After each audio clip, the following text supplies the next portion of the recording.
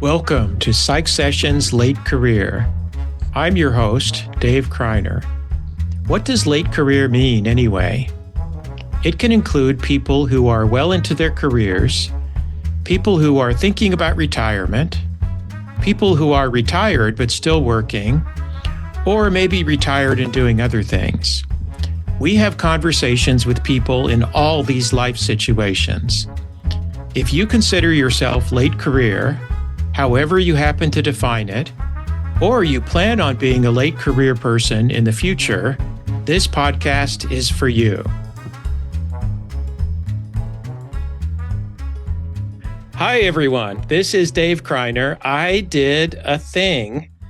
I recorded a series of 7 podcast episodes called PsychSessions Late Career, and I'm here with Garth and Eric, the originators of PsychSessions, which, as everyone knows, now has not just dozens of listeners, but dozens and dozens of listeners, many of which I'm hoping will be interested in this thing I did, PsychSessions Late Career. So I just wanted to chat with the two of you about what I did and why people, I hope, will be interested in listening to it.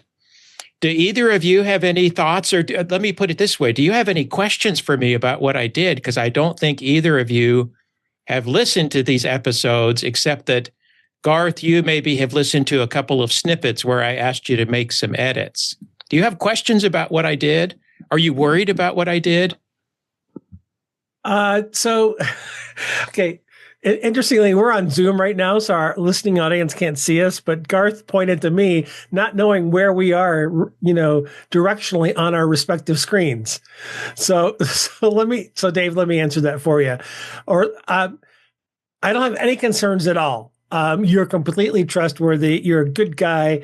Everybody who knows you well knows that. So absolutely no concerns at all.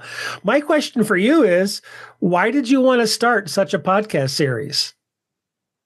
Okay, I can answer that question. So last October at ACT, STP's annual conference on teaching, I had the opportunity to host what was called an affinity group. And I signed up to host an affinity group on late career. And the idea that I had for that was really originated from the fact that STP already had a late career affinity group on its website, which, by the way, I encourage anybody who's interested to go on to teachpsych.org and sign up for that late career affinity group. But I thought, as somebody who self-identifies as being in the later stages of my career as an educator, it would be nice to chat with some other people who feel like they're in a similar situation. And I didn't have any particular agenda for that meeting. I thought maybe if 3 or 4 other people showed up and we could just kind of chat for a few minutes, that would be a success. And Eric, you were there. I know you witnessed the whole thing. We had, I think, something like 23, 24 people filling up a small meeting room. And I realized there's a lot of interest in late career educators connecting with each other. And so toward the end of that meeting, I thought, I need to talk with Eric, who's sitting right here, about could we possibly do a podcast series? And you actually had the same idea, and you asked me first, but I was already thinking about it. So that's where the idea came from, is just an opportunity to kind of provide some more support for late career teachers of psychology and make those connections. So people like you and I know that we're not alone in navigating these late career issues. And Dave, I think you've leveraged the power of podcasting, because what Garth and I have discovered over the past 9 years is that we can be relatively nimble and we can do things quickly. And so when someone comes up with a good idea, all it took on your part was a little effort and a little bit of gear and a tiny bit of training to do that. I want to give credit to Garth, because during the pandemic, for example, he launched a series on pivot teaching. After George Floyd happened, he launched a mini series on DEI. And so the power of the podcast, Dave, as you're figuring out, is it's not as laborious to me as a blog, for example, and doing that. And it's what I hope you've discovered is that it's fun to talk to other people about something you're passionate about. It is. And I had so much fun recording these episodes. Cool. It definitely took some time, but as you said, I would agree with that. I don't think it took as much time as a lot of other modalities for, like writing a chapter or something. Right. It was fun to do. It was really exciting to ask people to participate and to get a bunch of yeses. And I literally recorded these 7 episodes that we will be releasing over the space of a little bit more than a month. So it was not hard to do. It was enjoyable. Well, I don't know how I got here, you guys. I am not in late career. I tried to get out of it, folks. And then Dave Kreiner said maybe I would have something to contribute as a mid-career person who still feels like an early career person in so many ways. But I want to know, Dave, because I don't. And you don't have to cover all of them, so don't feel bad if you miss somebody. But can you just give us a couple of names of people that we are going to hear from? Or maybe even better, because people can read through the list and get that. Were there any memorable kind of conversations that we're going to hear, memorable to you, that stick out to you, or aspects of those conversations, particular topics, themes, threads, whatever? Let me answer that, Garth. I'm gonna sort of twist your question a little bit, but let me answer that in the following way. There was a lot that was memorable, and I hope that will be memorable to our listeners. I hope we have listeners. I hope they find it memorable. Why did I want you to participate in this conversation? Because, yeah, I've heard you talk about you kind of self-identify as being mid-career, not as late career. That totally makes sense to me for where you are. But are you going to ever be a late career person? I think you might. And that was part of my goal with recording these episodes. And you will hear, speaking of your question of memorable, some of the conversations get to what should earlier career people be thinking about, since I had the opportunity to talk with some people who are later in their career, in addition to some people who are retired.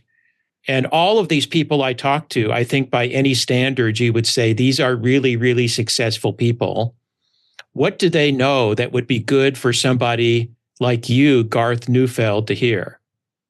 That is perfect, because I think sometimes about what early career people would want to know from mid-career and late career. I often think about mid-career being kind of a sweet spot. Now, I haven't experienced late career, so you can tell me what it's like from that point of view. But from mid-career, all of a sudden you get all this freedom that you maybe didn't have in early career, and you start realizing what you're good at, and you can do some more of those things rather than jumping through hoops of tenure or whatever it is. And so I always think about my younger early career self and think about what I would want that person to know, and then I hopefully get to share that with some of my early career colleagues. So I get this, but I never put together this beautiful thing, which would be for an early career person, even an early career person, to hear from a late career person, here's what you might think about doing to make the most of a career. That's pretty cool. I'm pretty excited to listen, Dave. I think that's an interesting angle to take. That's kind of the longitudinal angle. But, for me, I'm appreciating the cross-sectional angle, meaning I've been thinking about my end of career, my retirement as a solitary enterprise. I'm an N of one. I'm thinking about my future. When am I going to retire? Is part-time is a possibility, healthcare, things like that. And so I think one of the benefits of Dave's podcast is that I get to hear what other late career people have been doing and planning. And now it's more community than a singular activity. That is definitely one of the themes, I would say, that comes up throughout the 7 episodes I recorded. That in terms of what do late career people need or what would they benefit from? And in some episodes, I specifically asked that question to the guest. And in some cases, it just sort of naturally came up. Mm-hmm. And there are some interesting ideas that we talked about with some of the guests. But one of the themes is just that need to connect with other people. So you're not alone as a late career person. And of course, it's unique to all of us, right? Your decisions are going to be different from mine and other people, as they should be. But for me, at least, it's really helpful to know other people are negotiating the same kinds of questions like, should I retire? If I retire, what would I do? What will that be like? And to go back to your point, Garth, now that I'm at this point in my career, as I continue to work, how do I make decisions about what sorts of things I want to do and what maybe I want to say no to? So those connections are just really helpful. So, no, go ahead. I'm sorry, Garth, go ahead. Oh, that's fine. I just, I'm hearing these topics and I'm wondering what other topics you might have covered. Could I just throw a few at you and you can just tell me if you all did cover these things? Because I heard Eric talk about just very practical things like thinking about like where your medical coverage is coming from and how you're drawing down your retirement. Did those things come up? Those things did come up. And I think you'll find, and our listeners will find throughout the episodes, there's an interesting mix of sort of general concerns about, making the decision to retire or not, deciding what sorts of things to do after you retire. And then also very concrete, specific issues like health issues. Financial planning was one that came up in one of the episodes where I asked a guest something like, what do you wish your earlier career self had known? The answer was very specifically, I wish somebody had talked to me about financial planning for retirement.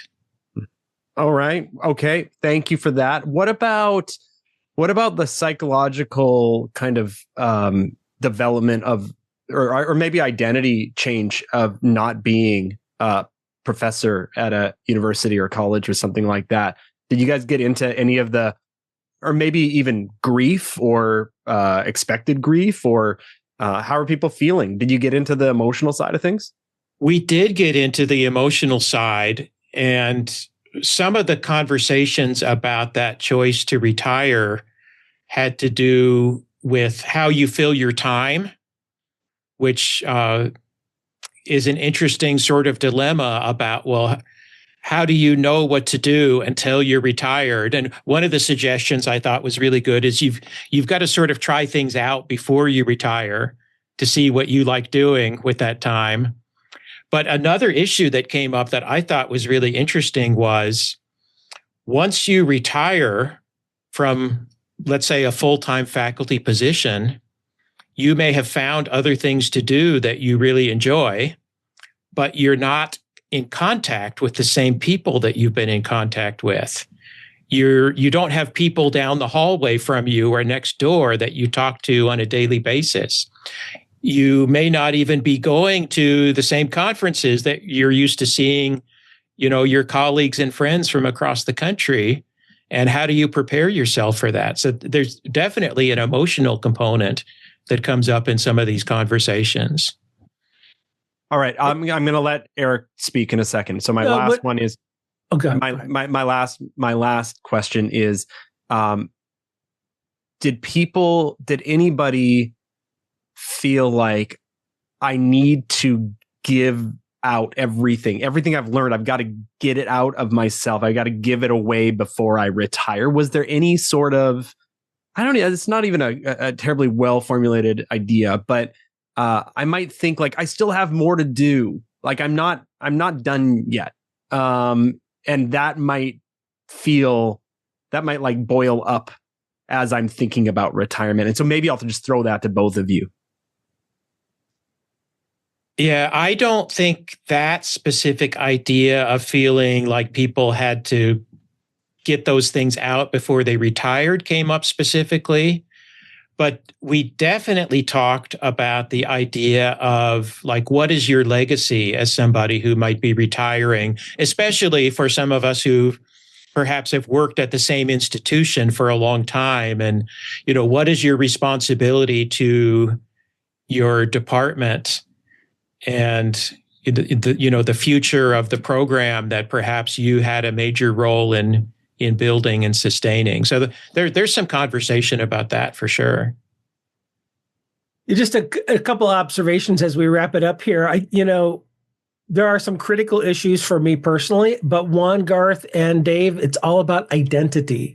What will my identity be after I'm no longer a college professor? I've been a college professor for 36 years of my life. I think I've got a couple more years left in me.